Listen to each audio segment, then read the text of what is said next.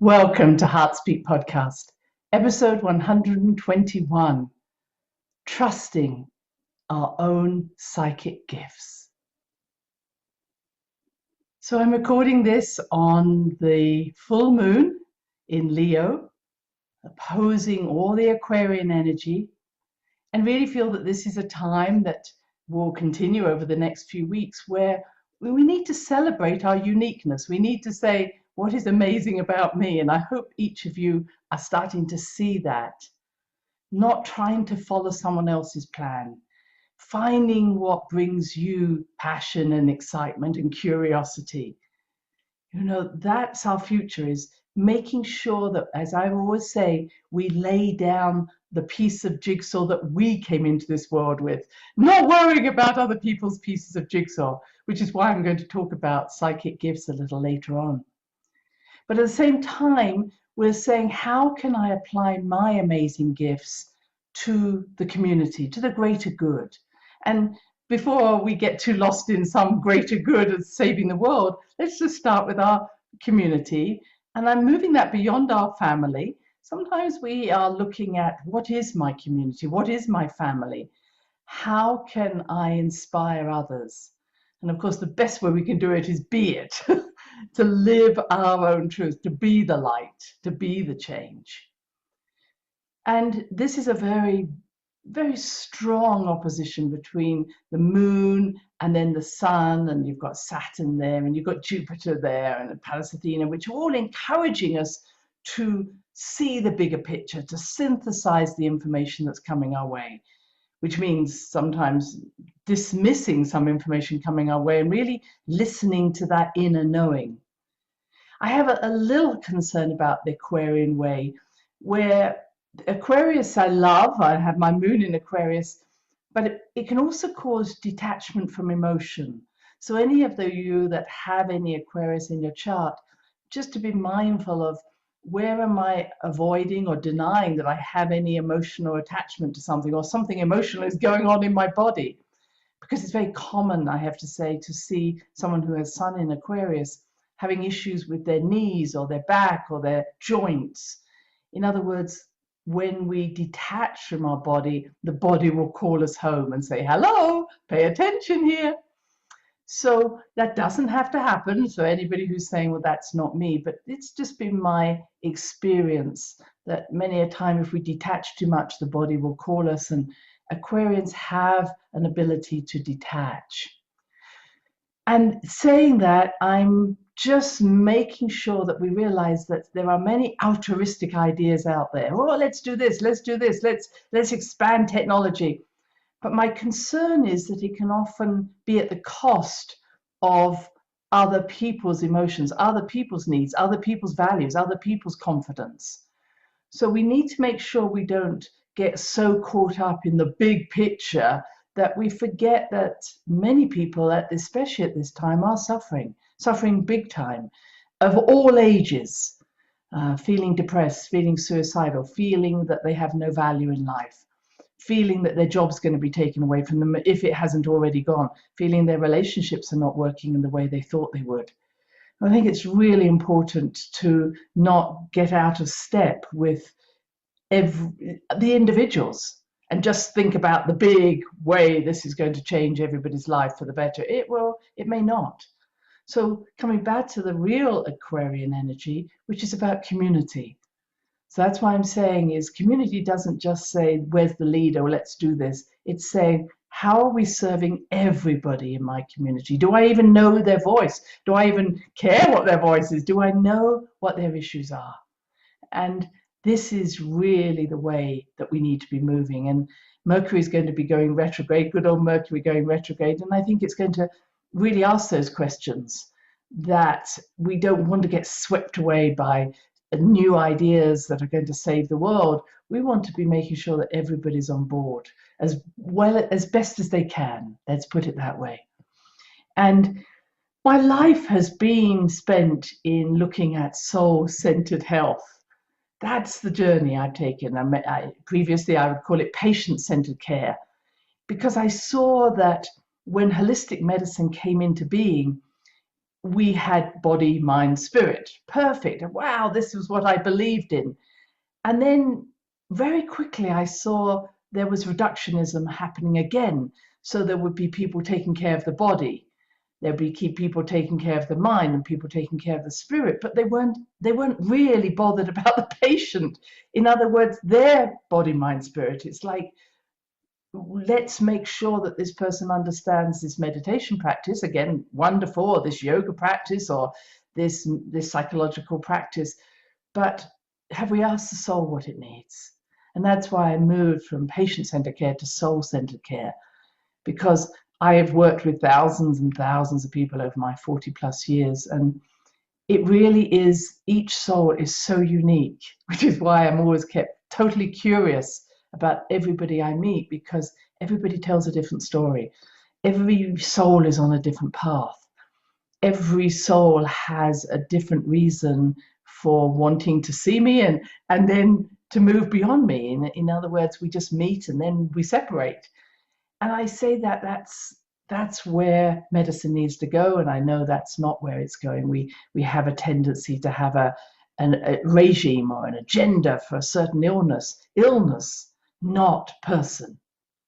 Just because I understand that certain illnesses, and this was the basis of my first book, Frontiers of Health, that each illness has personalities within it and helps us to understand what the soul may be wanting us to hear at that time. That doesn't mean that that's the whole person. It's literally a small facet of what this individual needs me to see at that time so that I can help the whole bring about change. Does that make sense? It's sometimes we need to focus on what's the first step we need to take to bring about a transformation. And I often feel illness is giving us that first step. Okay, look at this first, and then everything can change. And I want to say that's been the basis of my work. Is as a child, I could see many subpersonalities, I'll call them that, many aspects of an individual, many petals of an individual. And that was why I got so confused and sometimes got a little lost in, wow, which of these many personalities should I listen to?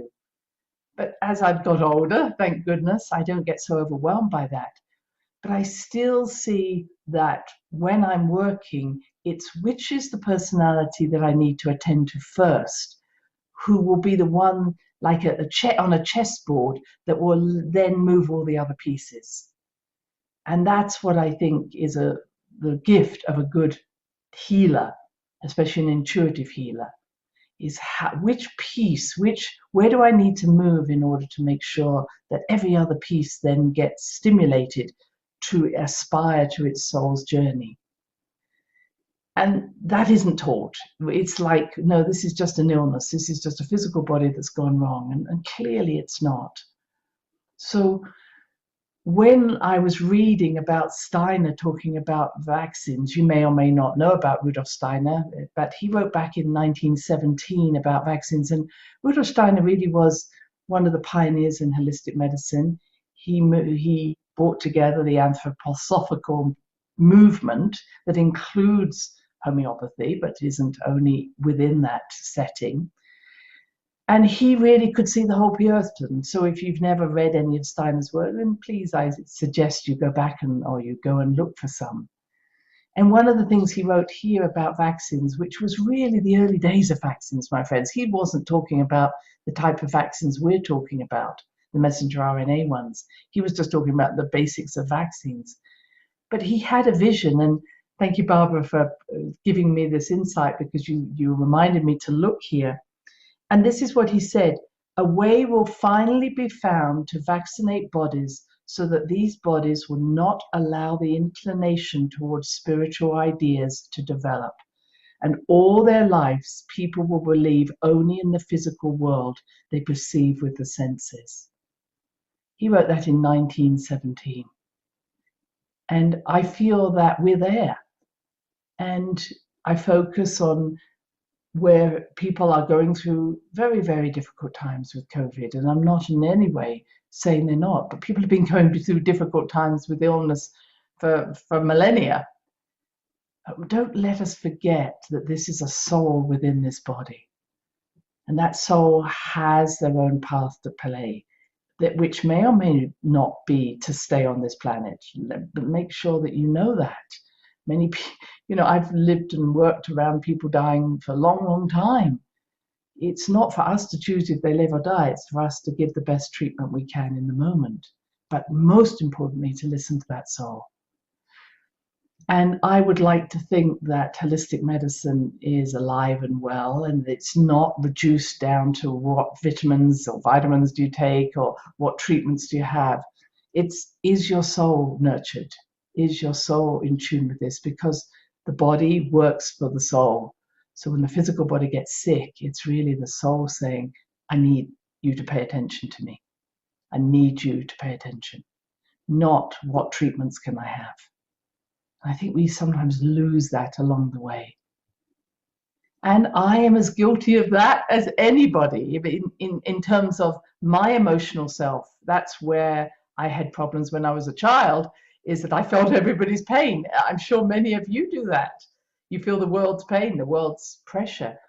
And if you have any Scorpio in your chart, like I do, then the tendency is that when things are not going along in the way that I thought they would, then immediately I think, must be something I'm doing. I need to try harder. Anybody relate to that?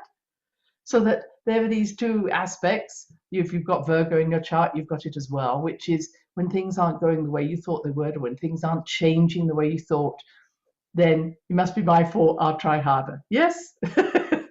Well, recently I saw that in me again. It's something that happens. I don't put so much energy into that as I used to, but I saw myself running a little bit and getting caught up in I've got to do more. I've got to try harder. Yes, anybody there with me? And I managed to kind of step back and see what the pattern was here again.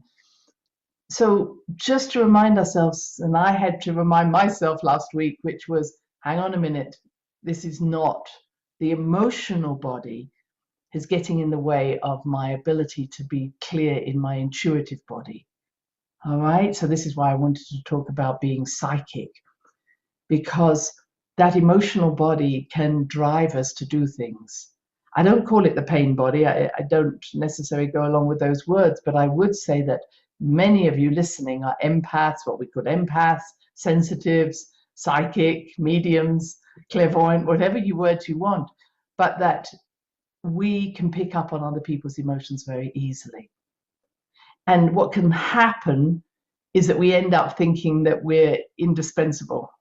And that can be because you're a parent, because you're even a child taking care of your parents. It can be a sibling that you're taking care of, or it can be people you care about, or it can be your work. And it may have nothing to do with health and healing. It may be that you've found yourself in a situation where you feel you're indispensable, that everybody says, oh, what would we do without you? What would we do without you? And you're saying, because you're feeling as if you're buried underneath this wealth of responsibility and duty that is being put upon you. That comes along with some more Capricorn energy if you have any Capricorn. So I'm really saying is sometimes other people's agendas, other people's expectations, other people's emotions can drive us unnecessarily and unwisely to continue a pattern that is not healthy for us and not healthy for them. Yes? Do you recognize that? I've been on that path. And that, when my Aquarian steps in, which I love my Aquarian for doing that, I can step back immediately because, as I say, Aquarius can actually be quite detached and say, hang on a minute, I'm adding to the problem rather than making it better. Anybody see that in their life at the present time? That need to help, that need to be there, even the need to want to bring about change can actually be adding to the problem. And what I've recognized stops the process of change in other people. Sometimes we have to pull back and let someone, if I may say, fall down in order for them to learn to pick themselves up. It's a little bit about, rather than giving people fish, helping them to learn to fish. And I feel that that's something I've had to learn over the years. And I've also had to be aware of very subtle energies that can sometimes drive me. So if you're sitting there and saying, oh, maybe I am feeling I'm indispensable to my family or to my work or my, hey, stop, step back. Because as soon as we become indispensable, we actually are causing both a rod to our back and causing a block to any change that might come in that direction. Make sense? So that's that little bit. I thought I had to own up to it, the fact that I had got a little bit caught up in a treadmill of I must try harder. Because it's very easy to do. There's so much, as I say, trauma out there, so much sadness out there, so much unknown that I can find myself trying to fill a gap to help people to feel that they are noticed, and I have to just step back. Now, this brings me then to the psychic experiences, which I'm really talking about. So I'm thinking, how many of you know that you pick up on other people's energy? Yes? How many of you read a room when you walk in? How many of you would consider yourself observers? In other words, always watching out. Now, if you have a lot of water in your astrology chart, which is Cancer, Scorpio, Pisces, I'm definitely talking to you. If you've got Virgo in your chart, I'm definitely talking to you.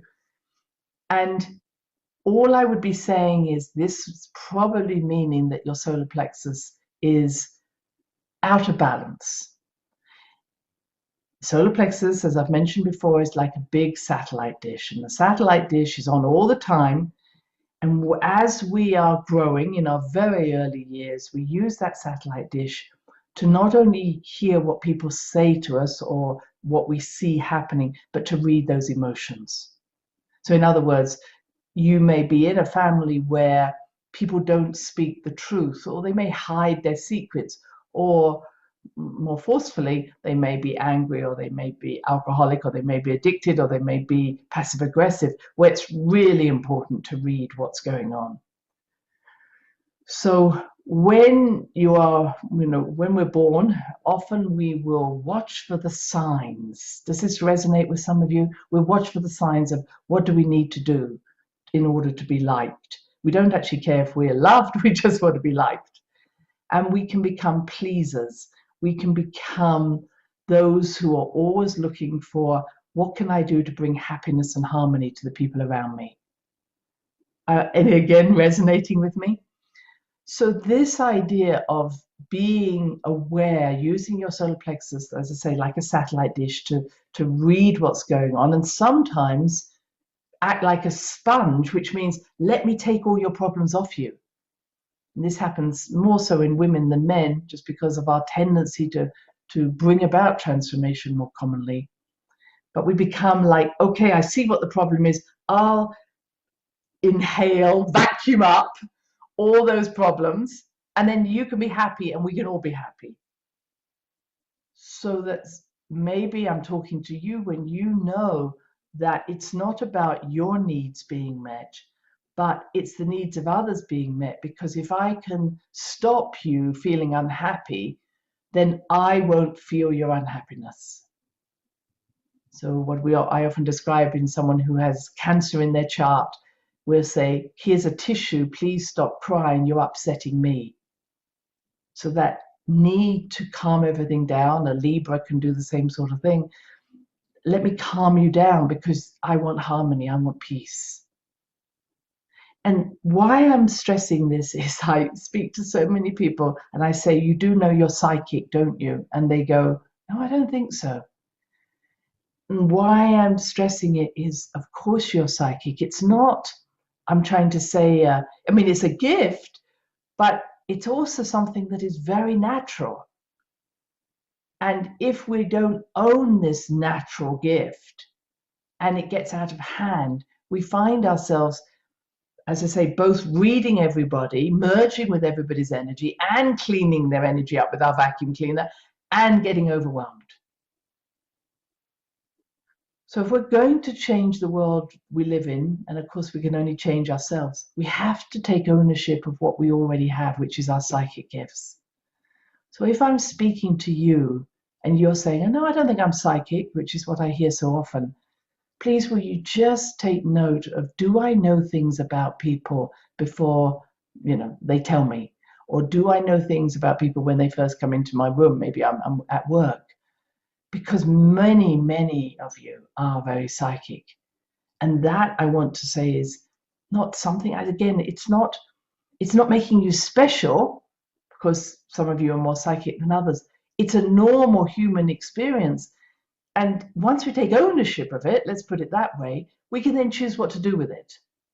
Okay, I've got this gift. Maybe I'm going to start doing readings for people, or maybe I'm just going to be aware that I do know things about people. I'm going to use this to help me.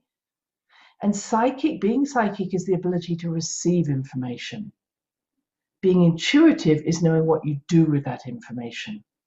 So when I receive information through my solar plexus primarily, I end up then saying, what is the wisest third eye? What's the most loving heart energy that I can do? What's the wisest and most loving energy I can do what's the most wise and loving thing I can do with this energy, this knowledge? And sometimes, as you may know, our intuitive insight will say, don't say anything or don't do anything. So intuition is almost the action, and psychic is the ability to feel something. And we'll feel it through clairvoyance, the ability to see with our sixth sense, or clairaudience, to hear, clairsentience, to feel. And there are also the ability to smell and to taste, and then just that inner knowing, you know. Okay? So what I'm suggesting for you all today, and I'd only encourage you over these next few weeks, is to say, yes, I am psychic. I do know things. I do feel things. Because so commonly I hear people saying, I'm getting overwhelmed, as I was speaking about earlier, by the problems of the world or the problems of the family. And you can end up feeling depressed, or you can feel tired. And what's happening is you're actually taking on their energy, vacuum cleaning it, and it's not your energy to start with. So owning our own psychic abilities helps us to be more clear, more decisive about our own choices. We can make better decisions. We make better decisions in our relationships when we can say, this is mine, that's yours. It doesn't mean that we can't say to someone, you know, I sense that you're not happy, or I feel that we need to talk about this. But if the other person then says, no, I'm fine, we need to back off, because that's their choice. So rather than, as I said, pushing harder, as I sometimes could do, just backing off and saying, that's fine. I've learned to do that over my years. Because what we may know about someone may be in advance of them knowing. And I do not believe in giving advice if it's not asked for. So that's why I often ask a question, how are you feeling about this? Or giving my own ideas. You know, I've often felt this way. Does this ever happen to you? That's a way of just putting some ideas out there. And if someone says, no, that never is happening to me, walk away. Now, what I would say is that sometimes I hear people talk about being almost overwhelmed all the time. And having worked with the spirit world all my life, it really is okay to say, I need time out. I need to shut the door. I need to have some quiet time. Many of you do not need to meditate, may I say. You're already, if meditation is receiving information, you're on overwhelm. So making sure that you have just quiet time may not be about connecting to spirit. It may be connecting to nature, connecting to yourself, connecting to the joy that you have as a human being here on earth, with your soul loving the fact that it may be that you decide to go and bake some bread, or to have a walk, or go for a massage, just doing something purely for you that doesn't involve anybody else, having those things that are unique for you. So that's one of my suggestions, making sure you root yourself into Mother Earth. Second would be to tell the spirit world, you know, I'm off duty after 12 p.m. or 10 p.m. or whatever time you go to bed, so that you're not woken up in the middle of the night and that you're not on all the time. I can promise you that when I'm working with a client, I will be on. But when I leave that client, I'm switched off. And I always say that when I'm teaching, I'm not reading people's energy. That would be rude and disrespectful, but it also would exhaust me. So having a time where you can switch off and on your spiritual guidance is really important. And if you're working with guidance, they don't care. In terms, they don't have a time limit on this. So just being able to say, actually, I'm switching this off doesn't mean they're going to go away. They're honoring and respecting you as you're honoring and respecting them. And I've always said to my guidance, for what it's worth, I always say, if I'm coming from my head and not my heart, please switch off my abilities. So having something else that you may use to make sure that this is clear. Now, my final piece of advice, coming back to the solar plexus gathers information and memories. It's the place of our memories, our emotional memories. And it is the place we have to be really careful to clear out old memories that can be triggered by an event that may have nothing to do with the original event. An example I often use is you may know someone, you may have had an experience with someone who came from a certain town or city where you live. And every time you hear that name, that city name or that town name, your solar plexus goes into overdrive, where it has nothing to do with the person you've met who's completely different from the original person. So this idea of being triggered is really important for us to be able to say, okay, what's the belief behind this trigger? Not just, yes, it's important to deal with the trigger, but to be able to say, what's being triggered? That all people from this town are going to hurt me or something along those lines. So being able to look at the bigger picture and say, this isn't true anymore. This type of belief is true for that one individual from that town, but not from everybody. So it's almost like a false prophet, if I may say, also our solar plexus. It can trick us into going into overdrive when actually it's really just a name or a word that has got triggered. So being able to close our solar plexus, sometimes I talk about the flower closing as if it's a flower closing, or maybe even we cross our arms over our solar plexus as a way of protecting ourselves. Sometimes putting green or thinking green as a way of calming that down. But also, again, my last statement was going to be just be aware of trusting, own the psychic gifts you have, but then you can make a choice of what you do with them. So I think ownership has to happen first, rather than being frightened of taking on the energy. Say, hang on a minute, I am psychic. Now, what do I want to do with this energy? What do I already know? And when the solar plexus works with the heart chakra, which is its companion, then you're not driven so much by the emotions and the energies of the world. You're driven by that deeper love that comes from the heart chakra, the deeper love of connection. And the solar plexus, or the emotional overwhelm, starts to disappear. Take it from me, it does. So I'm going to leave you with that thought. Try not to get caught up in the idea of I'm loving someone or caring for someone. That can just be solar plexus energy. Be careful, and I do want to just add this, not to feel that you need to fix other people, because that's a form of manipulation. When we come from love, it truly is unconditional. In other words, I don't need to do anything, nor do you need to change anything for me to love you. That's true unconditional love. And with that, I say goodbye, and I'll see you next week. Take care now. Bye-bye. Thanks for listening to the HeartSpeak podcast with Dr. Christine Page. Please check out all HeartSpeak episodes in the podcast archive section on www.christinepage.com. HeartSpeak is also available on iTunes, Spotify, Google Podcasts, Sticher Radio, and now playing on iHeart Radio. You can also watch the archive podcasts on YouTube. Connect with Christine on Instagram, LinkedIn, and Facebook, including her newest Facebook group, The Great Mother Calling. Do share with family, friends, colleagues. Join us next time for another edition of HeartSpeak.